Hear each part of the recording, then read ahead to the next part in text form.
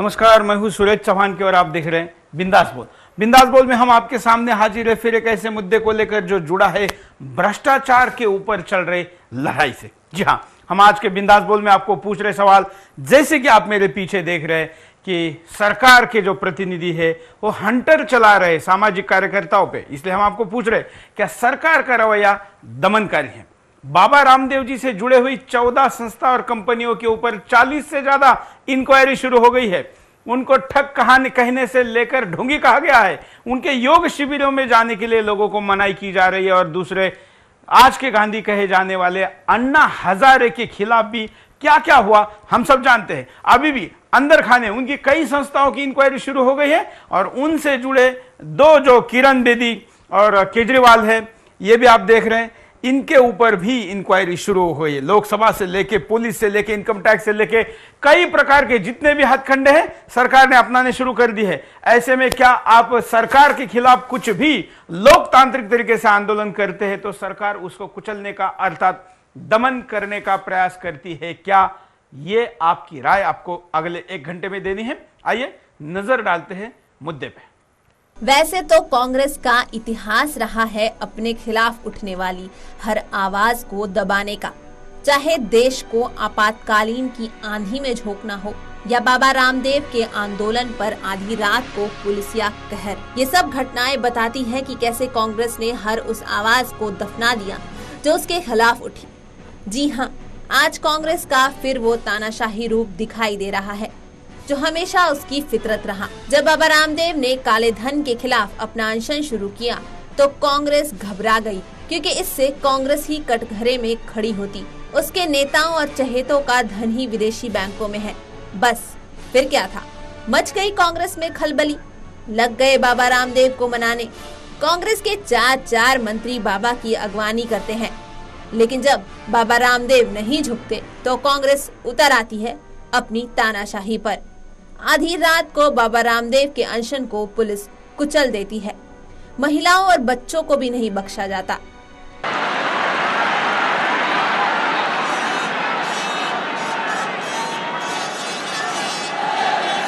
यही नहीं, कांग्रेसी बाबा रामदेव को ठग तक कहते हैं। पूरी देश को ठगा। इस ठग ने इस पूरे देश को जो गुमराह किया है। बाबा के शिष्य बालकृष्ण से सीबीआई पूछताछ करती है। सभी ट्रस्टों के खिलाफ जांच शुरू हो जाती है। ये सारी बातें अन्ना हजारे के जन आंदोलन में भी देखी जा रही है। अन्ना हजारे के आंदोलन ने जब सरकार की नींव हिला दी,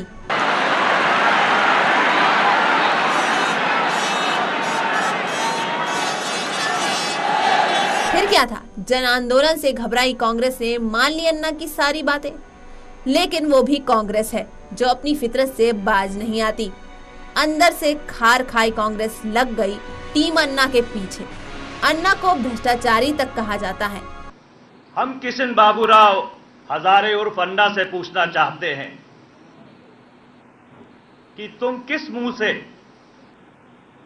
भ्रष्टाचार के खिलाफ अनशन की बात करते हो? ऊपर से नीचे तक तुम भ्रष्टाचार में खुद लिप्त हो। लगा दिया संवैधानिक संस्थाओं को जनता की आवाज दबाने में। पकड़ा दिया अरविंद केजरीवाल को आयकर विभाग ने नोटिस। दिखाना शुरू कर दिया कांग्रेस ने अपना रूप। फंसाया जाने लगा अन्ना टीम के वरिष्ठ सदस्य शांति भूषण को। दिल्ली पुलिस बताने लगी फर्जी सीडी को असली। और तो और कवि कुमार विश्वास को भी नहीं बख्शा। उनके घर भी दे दी आयकर विभाग ने दस्तक, क्योंकि इन्हीं सब लोगों की वजह से तो हुआ था जन आंदोलन मजबूत। कांग्रेस जनता पर चाहे किसी भी तरह से कहर बरपाए, लेकिन उसे कांग्रेस अपना अधिकार मानती है। अगर किरण कुछ कहे तो उनके खिलाफ संसद में विशेषाधिकार हनन का नोटिस लाया जाता है। तो क्या यही है कांग्रेस की असलियत? यही है आज बिंदास बोल का सवाल। आप भी दे सकते हैं अपनी बेखौफ राय। तो आप अपनी राय दे सकते हैं, अपनी बात को कह सकते हैं और अपनी प्रतिक्रिया दीजिए बेखौफ होकर, क्योंकि किसी भी दमन के खिलाफ लड़ना यह आपका नैसर्गिक घटनात्मक अधिकार है। सरकार किसी की भी हो, अगर वो गलत करे तो उसके खिलाफ बोलना पड़ेगा, क्योंकि हम हमेशा कहते हैं कि अन्याय करने वाले से ज्यादा बड़ा दोषी है अन्याय सहने वाला। दमन को सहोगे या दमन को मिटाओगे, ये आपको तय करना है और इसके लिए आपकी प्रतिक्रिया देनी है। पहले कॉलर से शुरुआत करते हैं आज के बिंदास की, देखते हैं क्या कहते हैं। लुड़की से बोल रहा हूँ। बोलिए। हाँ, मैं मदन पाल लुड़की से बोल रहा हूँ। मैं ये कहना चाहता हूँ बिंदास बोल को पहले तो बहुत बहुत धन्यवाद देता हूँ बिंदास बोल को। धन्यवाद। और बोलिए बोलिए, बोलते रहिए आप। हेलो। हाँ बोलते रहिए। हाँ, मैं मदन पाल लुड़की से बोल रहा हूँ। मैं बिंदास बोल को बहुत बहुत धन्यवाद देता हूँ कि मुझे तो ये चिंता खाई जा रही है कि कहीं ये दमनकारी जो सरकार है कहीं आपके चैनल को बंद ना कर दे। ये सरकार सरकार इतनी दमनकारी है कि कहीं आपके चैनल को बंद ना कर दे। बाबा रामदेव को मिटा दिया, बन्ना को मिटाने की तैयारी चल रही है इनकी। और ये अपने को जो गांधीवादी कहते हैं, इन्होंने सारा गांधी तो स्विस बैंक में जमा कर दिया है। सारा गांधी तो स्विस बैंक में डिब्बे में बंद है। ये अपने आप को गांधी के जो देश पे चला रहे हैं, इनको सजाए मौत होनी चाहिए सबको। फांसी इनको सबको। ये सब एक कैटेगरी के सब एक दल्ले बैठे हैं सारे, आपस में सब दलाल हैं ये। ठीक है सर, मैं इतना कहना चाहता हूँ और सबको ये। बिल्कुल, धन्यवाद मदन जी। हम कहेंगे कि हम जब खुद आप संघर्ष करने का आह्वान आपको करते हैं तो हम क्यों नहीं करेंगे, हम करें। और हमें इसके किसी भी अंजाम का कोई डर नहीं है, क्योंकि अगर किसी डर के साथ आप काम करोगे तो आप उसको अंजाम तक नहीं पहुंचा सकते। इसलिए कहा जाता है जो डर गया वो मर गया। इसलिए डर के काम करने से अच्छा है कि शेर बन के काम करो, जो होगा देखा जाएगा। अगले कॉलर से बात करते हैं, उनकी भी राय लेते हैं। नमस्कार। नमस्कार सुरेश जी। बोलिए। मैं सुरेश जी, मैं ये कहता हूँ तो हमारे जो सांसद है वो सांसद की आड़ में लेके देश को कब तक लूटते रहेंगे, मैं ये उनसे पूछना चाहता हूँ। और जो संसदों में बैठे हैं वो 200 विधायक 200 सांसद ऐसे हैं, वो उग्रवादी सुबह बेकार है, मतलब खतरनाक है। और आप ये कहते हैं कि संसद के ऊपर कुछ नहीं। हाँ, संसद हमारे लिए सबसे सर्वोपरि है, लेकिन जो संसद के अंदर आदमी जो विधायक बैठे हैं वो सबसे गए बिटे बैठे हैं वहां पर 18 से ज्यादा। बिल्कुल, धन्यवाद। आपने जो मुद्दा उठाया है, यह मुद्दा एसएमएस पर भी यहाँ पर प्रतीक पांडे दिल्ली से एसएमएस करते हैं कि बड़ा कौन, लोक संसद या जन संसद। हमारी संसद सबसे बड़ी है, सर्वोच्च है, इसमें कोई दो राय नहीं। क्योंकि हम जब हमारा लोकतांत्रिक ढांचा बनाते हैं तो ऐसे में हमारी जो पार्लियामेंट है वो सबसे बड़ी है, इसमें कोई दो राय नहीं। लेकिन उसमें बैठने वाले लोग अगर छोटी हरकतें करने से उसकी गरिमा को नीचे ला रहे हैं, उसको छोटा कर रहे, तो जरूर लोगों के मन में उसके प्रति संदेह उत्पन्न होना स्वाभाविक है। उसके अंदर बैठने वाले लोगों का यह कर्तव्य है कि उनका बड़प्पन बना रहे। अगले कॉलर से बात करते हैं। आप भी प्रतिक्रिया दे सकते हैं, स्क्रीन पर चल रहे नंबरों पर कॉल करिए। नमस्कार। हेलो। हम नमस्कार। हेलो। हाँ बोलिए।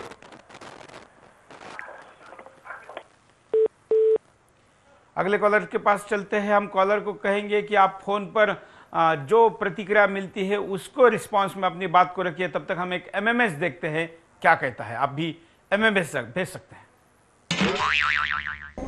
सरकार के तानाशाही से अब हमें ऐसा लग रहा है कि हम युवा लोग अन्ना जी के साथ मिलकर देश से भ्रष्टाचार खत्म करने की कोशिश की थी, अब उसे सरकार द्वारा कुचला जा रहा है। हमें और हम युवा लोगों को मिलकर एक साथ कहना होगा, आवाज दो, हम एक हैं। बिल्कुल, आवाज दो, हम एक है। अगले कॉलर से बात करते हैं, उनकी प्रतिक्रिया लेते हैं। नमस्कार। हेलो। हाँ बोलिए। हाँ सुरेश जी नमस्कार। बोलिए। हाँ, जो आपका जो आज का मुद्दा है तो इसमें हमारे को जैसे दमनकारी, जैसे बाबा रामदेव की प्रतिक्रिया आप लोग जो दे रहे थे, तो बाबा रामदेव जो है इस मुहिम में अगर शुरू से अन्ना के साथ जुड़े होते तो शायद ये दमनकारी इनका जो आंदोलन सफल नहीं होता कांग्रेस पार्टी का। ऐसा क्यों कह रहे हैं आप? ऐसा ये है कि वो जब 5 तारीख को जुड़े थे तो हम लोग उधर ही थे, तो वो थोड़ा सा देर में कुछ बोल कर यू टर्न मार कर फिर वापस आए, फिर उन्होंने अपना आंदोलन चलाया, अभी फिर झांसी से फिर चला रहे हैं। अगर वो इन्हीं के साथ जुड़ के चले हैं तो इसमें कोई समस्या नहीं आएगी। बाबा रामदेव अपना जो 8-10 साल की मुहिम है उसको लेके चल रहे हैं, तो श्रेय लेने का सारा प्रावधान है इसमें। तो लेकिन एक चीज को हमको नहीं भूलना पड़ेगा कि देश में काले धन के खिलाफ और भ्रष्टाचार के खिलाफ आवाज उठाने में रामदेव बाबा का योगदान है। नहीं, मुहिम तो दोनों की वही है ना। अन्ना हजारे जी भी वही तो कर रहे हैं। बिल्कुल। तो बाबा रामदेव भी वही चाह रहे हैं। बिल्कुल। तो दोनों मिलके इसी मुहिम पे क्यों नहीं चलते? बिल्कुल सही कह रहे हैं। आंदोलन करेंगे तो इस तरह तो ये दमन कर देंगे इसका। बिल्कुल सही के साथ भी ऐसा ही कर देंगे। बिल्कुल। और तो फिर तोड़ो फोड़ो राज करो और विभाजन करने का डिवाइड एंड रूल की नीति भी सरकार नहीं अपना पाई। तो मान ली इन्होंने। बिल्कुल, धन्यवाद। हम अगले कॉलर के पास चलेंगे। आप भी अपनी प्रतिक्रिया को दे सकते हैं। स्क्रीन पर चल नमस्कार गुप्ता जी, बोलिए। हेलो। हाँ जी, बोलिए गुप्ता जी। रामबाबू गुप्ता बोल रहा हूँ जी, मैं गाजियाबाद से। हाँ बोलिए। मैं ये कहना चाहता हूँ कि ये सरकार का रवैया बहुत ही दमनकारी है। इन्होंने बिल्कुल रिकॉर्ड तोड़ दिए हैं। इनको शर्म नहीं है, ना देशभक्ति की चिंता है, ना देश की चिंता है। ये राक्षस देश को बेचने में लग रहे हैं। ये हमारे देश का सत्यानाश कर देंगे। इनको किसी भी तरीके से हटाना है यहाँ से। पब्लिक को ये एक संकल्प लेना पड़ेगा कि इन राक्षसों को खत्म कर देना है। जैसे ये वोट मांगने आएंगे, इनका सिर तोड़ देना है हम लोगों ने। इन्होंने देश का सत्यानाश कर दिया। ये देश कहाँ से सुनील केलिया को कहाँ से कहाँ पहुंचा दिया इन्होंने राक्षसों ने। बिल्कुल, हम आपके गुस्से को समझते हैं। धन्यवाद कॉल करने के लिए। देश के लोगों में गुस्सा है, द्वेष है, क्योंकि द्वेष उत्पन्न होना स्वाभाविक भी है, क्योंकि अपना लूट रहा है ऐसा जब लगता है।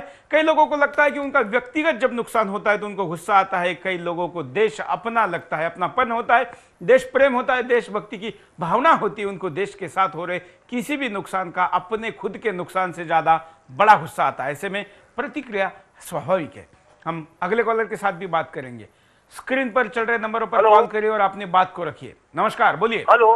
हाँ, मैं ये कह रहा हूँ कि जैसे बाबा रामदेव के लिए बाल कृष्ण के साथ जो हुआ, हाँ, या अभी अरविंद केजरीवाल के साथ जो बातें मतलब हो रही बात। हाँ, हेलो। हाँ, बोलते रहिए। हाँ, तो इसमें मतलब ये देखने में लग रहा है कि ये यदि गलत थे तो आज नया तो गलत नहीं हुए, उसके पहले से भी गलत थे। इसका मतलब ये है कि हिंदुस्तान में वह सब आदमी स्वतंत्र है जब तक वो सरकार का विरोध न करे। जैसे मान लीजिए कोई भ्रष्टाचारी हो, आतंकवादी हो, क्रिमिनल हो या मर्डरर हो, माफिया गिरोह हो, चाहे जो भी हो, वो तब तक स्वतंत्र है इस देश में रहने के लिए, अपने काम को अंजाम देने के लिए, जब तक वो सरकार का विरोध नहीं करता है। यदि सरकार का विरोध वो करता है तभी सरकार उससे बदला लेने के लिए मतलब सोचेगी, नहीं तो नहीं सोचेगी। आम आदमी की तो बात ही छोड़ दीजिए। आम आदमी के लिए तो कांग्रेस का विरोध करना मतलब एकदम भारी पड़ना ही था, चूंकि उसके इतिहास में ही है। बिल्कुल, धन्यवाद।